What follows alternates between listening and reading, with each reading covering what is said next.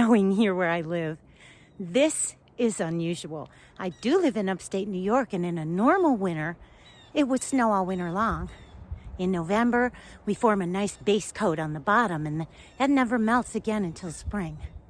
But in the most recent years, the past 4 to 5 years anyway, we haven't been getting that base coat. It snows a little, then it melts right down to bare ground, and then it snows a little more, or it rains. But this year, we've got a nice base coat of snow going on. Look down here, you can see it. It is deep, it is thick, it is hard, wow. And I'm pretty sure it's staying for the duration. You know, I used to hate snow. I used to gripe about it all the time and threaten to move south and things like that. But not anymore. I've really come to love snow now.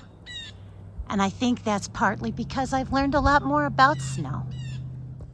A lot of what I've learned about snow lately, I've been learning from Dr. Matsuro Emoto, and I hope I'm saying that correctly. He did some famous experiments with water in which the water was reduced down to a low enough temperature that it was on the cusp of freezing, and then photographed under a powerful microscope to show the crystalline forms that it takes when it gets cold, like a snowflake. They did this experiment where people prayed over some of the water droplets, and they formed beautiful crystals. Now, this didn't matter if the people were Christians or Buddhists. Atheists participated and just sent positive thoughts and love to the water. And all of the water where that happened, it formed beautiful crystals. But the other side of the experiment was a little darker.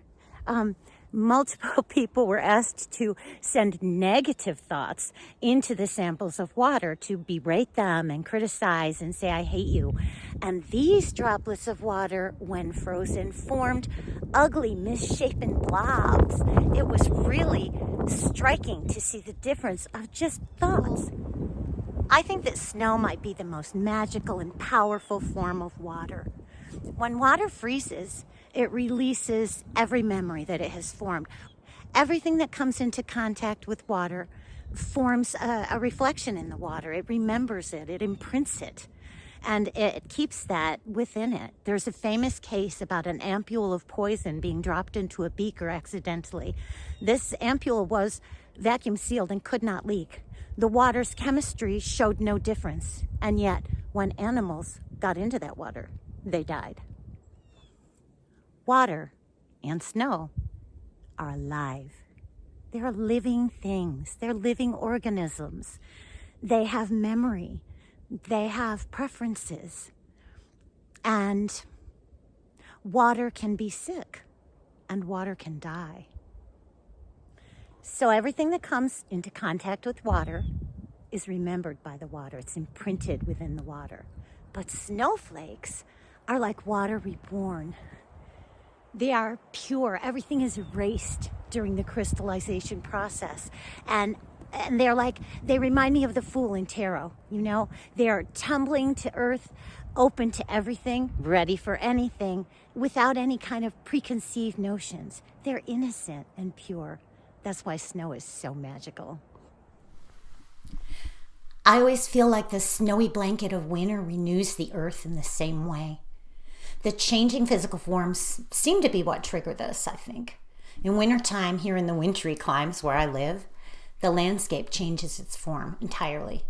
It seems as if it freezes out the bad stuff so it can't get any worse, only to press it down into the earth where it's purified and cleansed, and it reemerges all renewed in the spring. It's like the cycle of death and rebirth, very much like that. We're part of the earth, and so we too have this cycle. We're renewed in the same way. Every part of us recognizes this pattern, the cycle, the death and rebirth aspect of it. We see it throughout nature. Trees who lose their leaves, even evergreens will shed their needles in a multi-year cycle. And animals who hibernate mimic the theme too. Different plants thrive in the winter than did in the summer.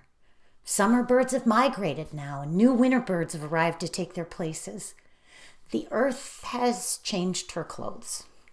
She's shed the vivid colors of autumn, and she's dressed up all in white, with accessories of crystal clear ice. under a vivid blue sky. And at night, her cloak wears a whole new pattern of stars that twinkle brighter than at any other time of year. In winter, our breath is visible. In summer, it's not. And that's a metaphor too. What's inside us can become crystal clear in the winter time. It's winter's purpose, I think, clarity, crystal clear understanding, the maturing of wisdom. It's a time for stillness and deep contemplation. And it's important and empowering too, I think, to flow with the energy of the seasons and the rhythms of nature as much as we possibly can. In every case, it's more effective to go with the current than against it. And there are so many instances in everyday life where we find ourselves paddling upstream, paddling against the current instead. But in this quiet, dark time of the year, it's important to find moments to just pull in the oars and lean back and let the current do its work and carry us to where we're going. In the text version of this post, you'll find 3 end-of-year rituals that are 3 of my favorite things to do. There's the year-end review. There is the cleansing ritual bath that I timed perfectly out for you for the winter solstice.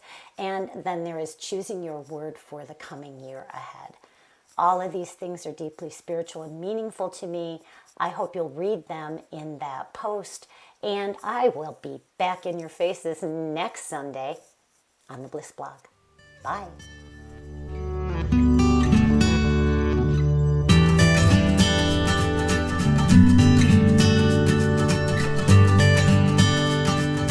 And now a word from our sponsor.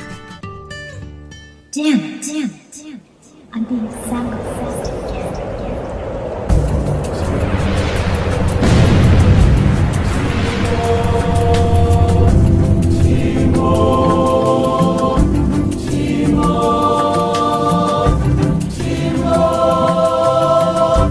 First you see her, then you don't. Says she'll call and then she won't. Sometimes she's dark, sometimes she's light. Witches on the wind tonight. See the shadow in her eyes,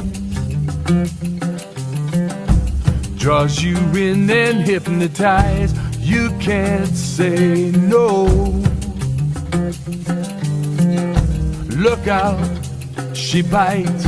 Witches on the wind tonight. Witches on the wind tonight.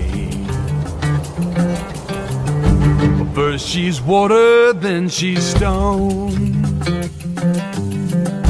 She prefers to dance alone within the fire.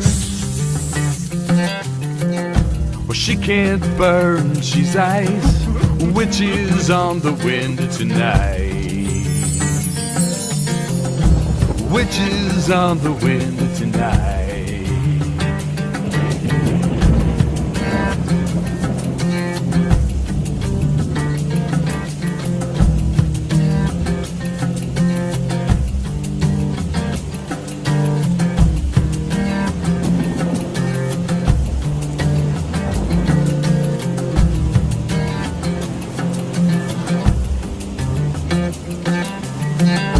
See her fly around the moon. She's not coming back too soon, but when she does, it won't be long till she takes flight. Witches on the wind tonight. Sometimes she's dark, sometimes she's light. Witches on the wind tonight.